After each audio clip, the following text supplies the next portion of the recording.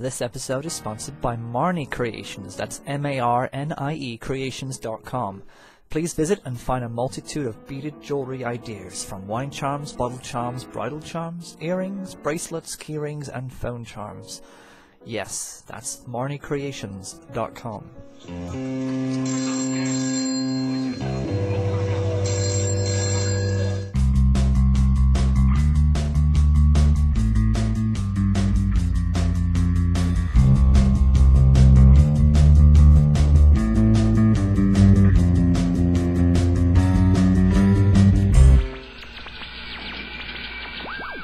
Hello, and welcome to the third episode of Over and Out. Now, I might have said in the past that this is supposed to be a 15-minute show. Well, really, it's just a guideline and not a rule. This one is a little bit longer. The conversation that I had with Wendy Liebman last Thursday just couldn't be cut any other way, nor did I want it to end so soon. I had thought initially about splitting this episode into two parts, but I really dug the flow. And there was just no way to do it without doing it for all the wrong reasons. So, when something works as a whole, you don't break it down to fit into another box, you just get a bigger box. Well, if the show ever needed words of wisdom, you got it right there. For those of you who do not know, who might not know who Wendy Liebman is, here's a quick profile. Wendy Liebman began as a graduate at the Wellesley College, earning her distinguished Phi Beta Kappa, magna cum laude, with a BA in psychology. She found her path through stand-up and has been in the business for over 25 years, taking her natural sense of timing, wordplay, and wit, both on tour and onto many late-night venues including Letterman, Leno, Carson, Craig Ferguson, Jimmy Kimmel, and Rosie O'Donnell. Wendy has also done a special for HBO, Comedy Central, and Showtime. She is as prolific as she is talented, being the recipient of the American Comedy Award for Best Female Stand-Up of 1996, and has also been a show opener for many musicians as well, including Bob Hope, Ray Charles, and Winona Judd. I'm really glad that I asked Wendy to do this show. I really didn't know what to expect, and I'm sure she didn't either. I don't usually get nervous, but for some reason I had butterflies at the very beginning of this interview. So the first thing that we started to talk about was nerves. This is where we started the conversation.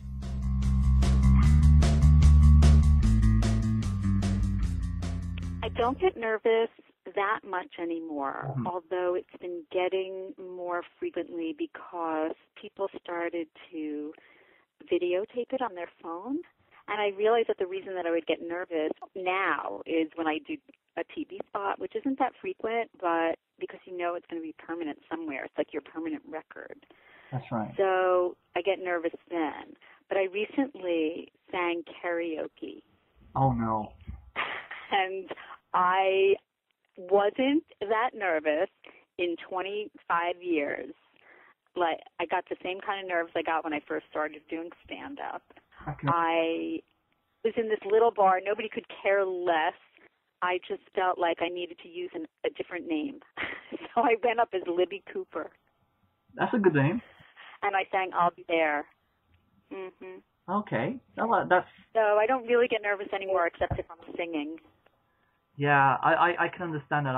I've done karaoke once in my lifetime, and that was actually in Fargo at this famous one called The Bowler. Fargo, North Dakota? North Dakota, yeah. My day job requires me to go there every so often, but yeah, I always think that for karaoke you need to go somewhere where nobody knows who you are. Absolutely. Exactly. I just wanted to ask straight off the bat, because it says that in your biography that you've opened shows for musicians, such as Ray Charles, Bob Hope, Winona Judd. Is it common for stand-up comedians to open music shows, that kind of venue? That's a great question. When I first came out to LA, which was about 20 years ago, maybe a little more now, the agent that I was with a bigger agency that had a lot of music acts. And so that was customary then to have me open for Sheena Easton, Julio Iglesias, Frankie and the Four Seasons, although I think it was only 3 seasons, at that point. But as you said, Ray Charles, I opened for him twice. I can't even believe it. It feels like I'm making that up. I opened for Kenny Loggins and Reba McEntire, and yes, Bob Hope in front of 5,000 people in Indianapolis. And I don't think they do that anymore, have comedians open for big music acts. I think it's more, I mean, I'm sure they do it in some places, but the agency that I'm with now, they don't have music. So that would be a great gig because unlike when you're working on the road, you have to get up early and do press, or there are like 3 shows a night sometimes. This is like 20 minutes in front of the big acts and nothing really, there's not a lot of responsibility. And the audience really enjoys it most of the time. You're really like, so this is not my analogy, Stephen, but somebody said you're like the appetizer. They're really there for the main course. But you're the pickle on the plate. So I'll go with that. I didn't mind it. It was great fun, and Ray Charles felt my wrist. I don't know if you know that story about him, but it's like when he meets you, he feels your wrist to see what you're like. Really? And, okay. Yeah. That's exciting. Yeah. And both times I got off stage, when I opened for him, both times, his manager walked over to me and said, "So what do you do for a living?" Like as a joke, like because I just came off stage telling jokes. He thought it would be cute, but he said it both times, so I knew that was his stock line. What do you do for a living? You tour a lot, right? At the moment, you're quite prolific in your. I was in Washington D.C. recently, and I'm going to Boston on Wednesday. So I travel a lot in no particular order. Yeah. Just anywhere where your agent sends you. Right. I mean, I can say no. And I can also request places. Like I recently wanted to work in Vegas and Lake Tahoe because there are 2 rooms there. The Improvs are there, and I worked there for years, and I just didn't have it on the schedule. So I made a call to the people who work there. So anybody who gets me the gig, or I can get work from anywhere. Do you fly everywhere, or do you actually drive? Well, I usually fly, but for example, I'm going to San Francisco in June, and I'm debating now whether to fly or drive because it's only 5 or 6 hours, and I have family up there. So, but yeah, I've been on the road for a long time, and I really just want to stay home with my dogs and my husband and stepkids in that order. So you never actually get a chance to take your dogs with you, because I know a lot of artists take their dogs everywhere they go. My next dogs will have to be smaller. My dogs are both really big-boned, a.k.a. fat. I would have to have a duffel bag, and I would have to bring my dogs in a duffel bag. But they're also not socialized because they were rescued, so they would have a hard time. Not with people. They love people, but they have a hard time with other animals, so that would be treacherous for me. Yeah, definitely. Yeah. But my next dog's going to be like fit in the palm of my hand, and I'm going to keep it in my pocketbook. Well, I never had a dog until I was 47, so I'm like a newbie at this. But I just fell in love with my dogs, maybe because I didn't have children. But and they're kind of like babies that never change. And I do have 2 stepsons, though, so I did raise them, but I didn't birth them or anything. That's right, yeah. I can't have kids. I can't have kids according to my lease. But I was too old to have kids by the time I met my husband. But I raised his 2 kids. They're now 17 and 21, I think. No, they're 17 and 21. I'm just joking. And I love cats, too, but my husband is allergic. Oh, no, yeah. No, so it was either get rid of my cat or my husband. So, no, I didn't really get rid of a cat. I'm making jokes. That's what I do. I've noticed that, like a sketch artist, they're always carrying a pencil with them. You seem to always be ready to look into the humor of life. But I wonder if there's a flip side to that coin. Do you ever get, for a sketch artist that doesn't usually get asked, you draw something for me right now. Do you get people coming up to you saying, "Hey, Wendy, say something funny"?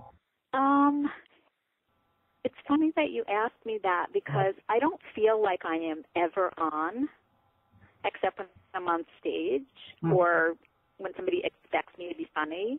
But like in real life, I I've only recently started looking for what's funny in real life, like to the people around me. But I've been very serious, and I think you go into something like therapists become therapists because they're crazy. I know that I started doing comedy because I was right out of college and I was kind of depressed, and that was my MO. That's how I communicated. I was funny all the time, and it kept me from crying alone. I would laugh with other people, and I've just taken it to the next level. So in a way, it's like I've healed myself by doing stand-up, and now I don't need to be funny all the time. But I've just started finding the lightness and the happiness again in the moment. And maybe that's a function of age, or just that this isn't even my job or career. This is who I am. I am a comedian. So I don't know if I answered your question, but only some people come up to me and say, okay, tell me a joke or make me laugh, or you don't seem funny. But then I have a friend who's 82 years old, and she said, Wendy, I just look at you and I laugh. So I was just asked to watch some old-time comedians in old TV shows and talk to other comedians about them for a documentary. And I was thinking really hard about what made these comedians funny, and a lot of it is their physicality. And I was thinking, I don't know if you've ever seen this documentary, I think it was the BBC that did it, about the perfect face, it's called The Body. And there's a whole section about the face that is perceived as beautiful. And there's an actual mathematical template that shows how far the eyes can be apart. And so when we see a beautiful person, everybody responds to that instinctively. Well, in the same way, I think there's a funny face, and some people just have it. And so maybe that's why she just looks at me and she laughs. It's kind of like, to me, it seems more like a projection of what the face is able to do. And there's some people say, when you smile like your mouth is the moon. I've heard that before. Like your mouth is what? Is the moon, like the moon in the sky, and okay. And it's like if you do that, then you really feel this amazing glow and this happiness. And if it's a natural thing that's inside of you to make people make people laugh, then you project that as well. I think it could also be an emotional projection, but. And the other thing is, I watch a lot of TV on mute sometimes. Yeah. And, because I like if I'm on the road or something, I don't like feeling alone. No. So, like when I was in my 20s, I got a waterbed and I hired a lifeguard. But I don't like being alone. So I would have the TV on, but I would still be doing something that I needed to concentrate on. So I would occasionally look at the TV. And I think I've also read that like 85% of what is communicated is not in words. No. So I try to envision what the audience is seeing and not hearing. Gotcha. And, so I do that. I do two other weird things when I'm on stage. Not that you asked. Please, go ahead. Want me to tell you? Yeah. Okay. So I've studied this technique called the Alexander technique, and it's about, like a lot of artists and musicians use it. It's about using your body to its fullest. Basically, are you standing up straight? Do you have good, it's not about posture so much as opening yourself up taller and bigger, like wider, and giving yourself room. And my Alexander teacher once said to me, really feel your feet on the floor. Like when you're on stage, just really feel your feet on the floor. So even though it's not the only thing I'm thinking about, when I do think about it, my feet, like really feeling each foot, I get bigger laughs. And I don't know why, but it happens. It's like you're rooted, or you're standing in such a sense that it's just powerful. I don't know if I'm connected more or. Yeah. So that's one thing I do. And the other thing I do, which you can do in life too, is I read this woman, she is a Buddhist monk, and she teaches something called Tonglen, and I guess it's an old breathing technique. Sorry, And what it is Tonglen. Tonglen. Tonglen. Yes. Gotcha. And what you do is you breathe in Mm-hmm. all the negativity. You don't take it in, but you're like, it's almost like you're extracting it from whoever you're talking to, the negativity, the sadness, the pain, the heartache, the heartbreak, whatever is bad. And you breathe out to them happiness, comfort, joy, ease, anything light and good on the good side. And I try to do that with the audience. And it's counterintuitive to the way that we think, Stephen. You think, oh, I'm going to get rid of all my badness and breathe in goodness. But it's more like people can be filters for whatever is negative. And we don't have to take it in, but we can help others by being compassionate and doing it actively. So not to be too heady or philosophical right now, but I do that when I'm on stage. I breathe in your sadness, your pain. It's great. I mean, there is a wisdom behind it all, and I think it's fascinating that you actually are applying these techniques, and it's actually working for you in most cases. Thank you.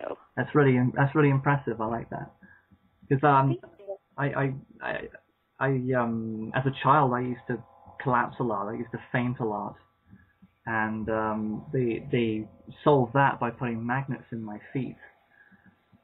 Really? Like an insole along the foot of my foot, along the sole of my foot, and it was I kind of believe that the magnets kind of raised me up. That's crazy. And kind of made me feel, kept me up, kept me from fainting. Did it also make you be covered in silverware? Almost. Yeah, I didn't understand why people banned me from the cafeteria, but yeah, I used to wear it. Did they figure out what it was? They said that the energy kind of cycles around your body a lot better, but I kind of just had this, because I was only a kid, I kind of just thought I had this power where the magnets were just holding me right up. And yeah, I think was it placebo? Was it a placebo? I think it could have been. That's where you come from, though. You actually had a BA degree in psychology? Well, I was going to be a psychologist. I got my undergraduate degree in psychology. My sister, she became a therapist in the family. So, yeah, I never really used what I learned, but it did get me to the place where I am now, because I feel like nothing is a mistake.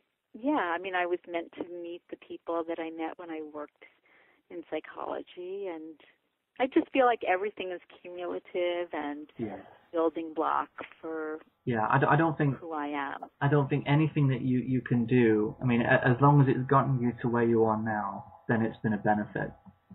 It's always right.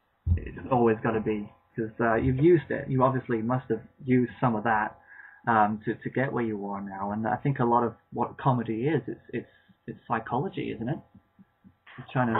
It is. Like, I think somebody said what I do is sort of like verbal magic, in that I make you think I'm doing one thing, but I go the other way. And so I'm sort of tricking you, and so that's what you're laughing about. Mm-hmm. And, yeah, I mean, laughter, there's a whole study of laughter. It's called gelotology, mm-hmm. Gelotolgy. And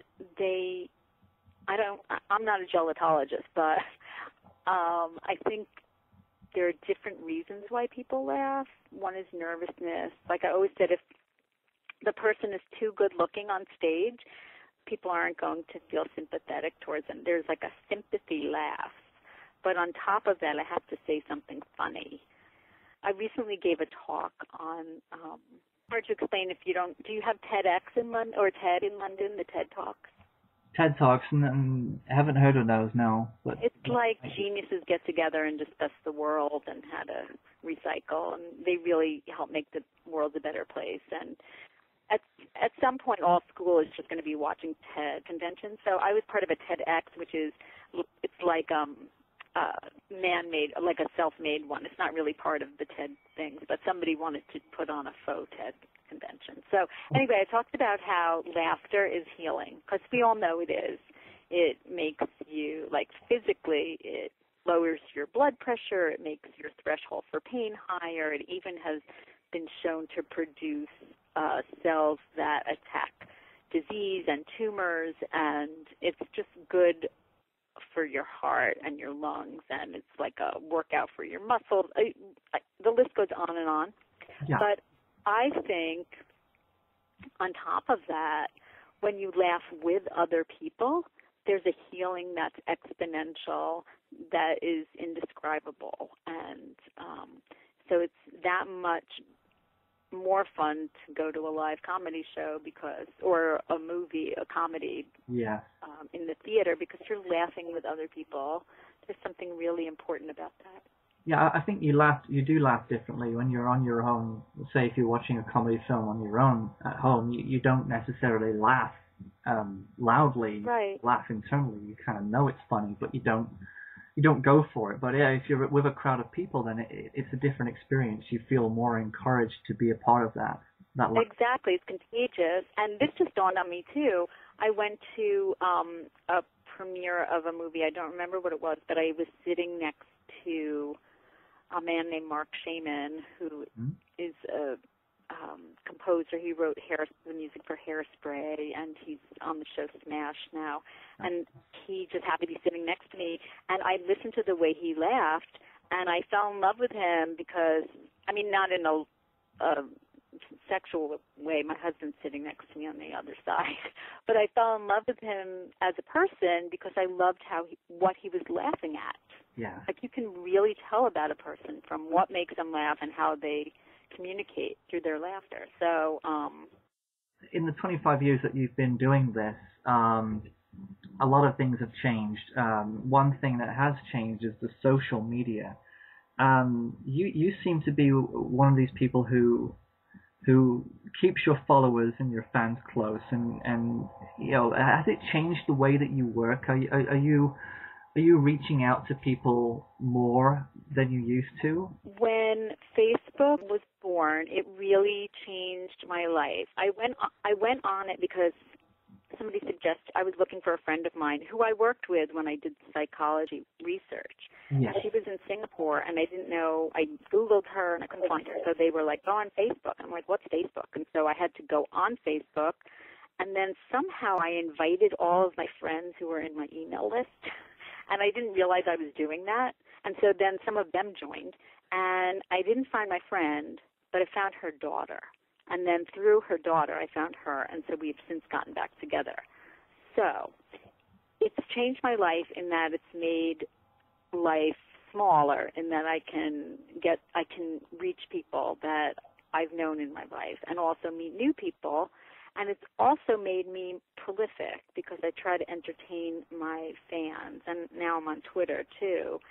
And I like that connection. I mean, I met you on Twitter, right? That's right, yes. Right? And I've met people.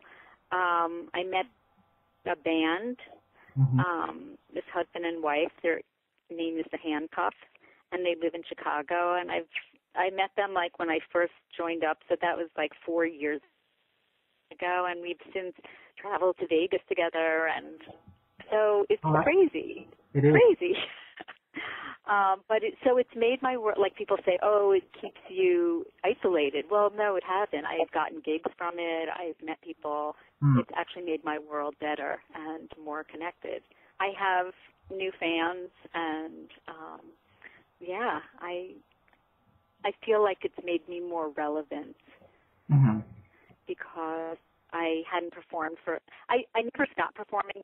I married 9 years ago, and I started raising my stepchildren. Social media has made me a little more relevant. Right. There's something quite interesting that you have been writing about. You've written on Facebook and you've written on Twitter about your husband becoming the chairman of Disney. Well, what's the question, and then I will tell you the real story. Okay, well, the question is, I mean, I think a lot of people kind of thought, is she serious? And I kind of, of course, you know, I want to research, I want to see, you know, is she serious? And I think that, you know, because you said here, I think my husband, Jeffrey Sherman, would be the perfect fit for the job. He is honest, fair, creative, full of vision and passion, and is a great storyteller. It sounds like there's another story behind this. So. Well, I believe he would be the greatest chairman of Disney. Mm-hmm. But it's not like he's in contention for it. No. And he was so embarrassed when I did that. And so yes, there's nothing in the works, and I hope I didn't mislead people, because I did write on the page that I started, the Facebook page that I started for him, that there was nothing going on. This is just my dream for him. Yeah. So there's no way he's ever going to be. But I just thought, well, let people start thinking about it, because I really, not like I followed The Secret or anything, but I think you need to express what your dreams are. Yes. And like years ago, I said that my dream was to host the Oscars by the time I was 40. Well, I'm 51 now, so that didn't happen, obviously. But I said it to somebody in passing, and they had me host a pilot for a comedy show. Okay. So sometimes just doing these little things that you feel passionate for can lead to other. Right.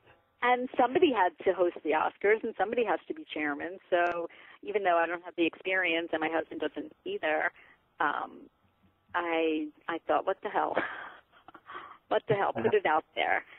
But I have taken it to lengths. Like, I wrote to this writer, this biographer who writes a lot for Esquire and Vanity Fair, and I'm like, can you write an article about my husband? Like, I'm serious, but it's never going to happen. So he's been so helpful to me in my career. I just thought crazier things have happened.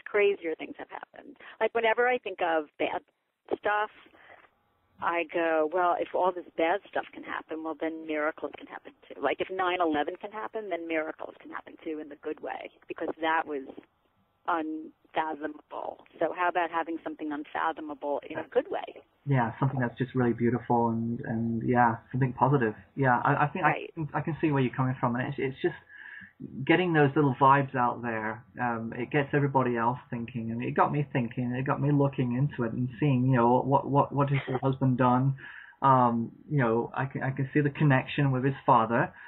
Right. And I can but then I started to read a little bit more and learn a bit more about him and his father and about where he came from. And instead of it just being, Wendy, you're just being silly, it just became something right. I was actually interested in and I was trying to figure out. So it kind of got me involved. I'm happy about that. So it was fun to kind of just think about it and say, well, if this was possible, then why not? What the hell? Right. Exactly. Right. Exactly. And then if you know somebody at Disney, you can spread the word. Yeah. Well, who do I know in Disney? Who do I know? I thought when you said that I've been tweeting about this and put it on my Facebook, I thought you were going to talk about how I was heckled recently by somebody who implied I was fat. Yeah, well, where did that come from? Was that actually a heckle? Where did the heckle come from? Well, I said on stage I took last year off to have a baby. Yes. And that didn't happen. And then I said, but I did eat for two. And a heckler yelled out, obviously. Oh, yeah. And I was really taken aback because, A, I don't really think I'm fat. I'm fatter than I used to be, but I was also 20 years old then, and, I have a muffin top now. But I don't feel bad. So if I really did truly feel bad about myself, I probably wouldn't have joked about it, and it would have hurt me more. But what surprised me the most, Stephen, is that the heckler was a woman, and for a woman to call another woman fat is, well, for anybody to call somebody fat, in a mean-spirited way, unless you're trying to help them. But, yeah, it really took me aback. And I think any heckle is more about the person doing it than about the heckle itself. So I've only been heckled mean-spiritedly 3 times in all my years of performing, so that's pretty good. Yeah, definitely. So I just made some jokes and made the audience laugh at her, and so I felt better, but I also felt like the whole experience was, well, it became a blog. Yeah, I did read your blog, and that's now, and I do actually remember that you did have a comeback. Right. I said, and what is your name again, bitch? That's what I said. So. Yeah. And then I asked her what her profession was, and she said she didn't have a profession, and I said, obviously, even though it's not that funny, but just calling back the word obviously made the audience laugh. So. And yeah, you had that other comedian a woman who said, I could tell that joke better, and you said, well, where are you working tonight? Right. That was the other one I remember now. Right. And I honestly, as I said in my blog, I don't know where that came from, because it wasn't like I deliberated and thought, oh, what can I say back?